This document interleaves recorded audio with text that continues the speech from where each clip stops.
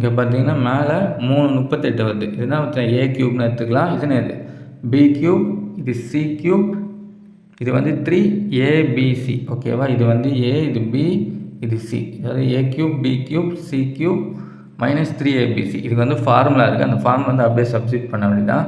கீழே பார்த்தீங்கன்னா என்ன வரும்னா A square B square C square minus AB BC CA. ஓகேவா? அந்த ஃபார்முலா இருக்குது. அது எழுதுனா உங்களுக்கு கிளியராக புரியும் பாருங்கள். இந்த பாருங்கள், இதுதான் அந்த formula. A plus B plus C வரும். அப்புறம் இங்கே என்ன வரும்? A square plus B square plus C square minus AB minus BC minus CA. புரியும் நினைக்கிறேன் உங்களுக்கு. இப்போ கீழே இருக்கு இல்லையா, இது வந்து இந்த ஃபார்மேட் தான். இதோ இருக்கு இல்லையா, இதோ இருக்கு பாருங்கள். A square B square C square minus AB minus BC minus CA. ஓகேவா? அதுதான் வந்து கொடுத்துக்கிறாங்க. அதை நம்ம அப்படியே கேன்சல் பண்ணிட்டு நான் இருக்குது ஏ ப்ளஸ் பி ப்ளஸ் சி. அதில் வந்து இந்த ஃபார்முலா தான் கொடுத்துக்கிறாங்க. ஓகேவா? அப்போ இதுக்கு பதில் தான் சப்ஜெக்ட் பண்ணலாம். இதோ இருக்கு இல்லையா, இதை வந்து இங்கே சப்ஜெக்ட் பண்ணிடலாம் நம்ம இந்த ஃபார்முலா. ஓகேவா?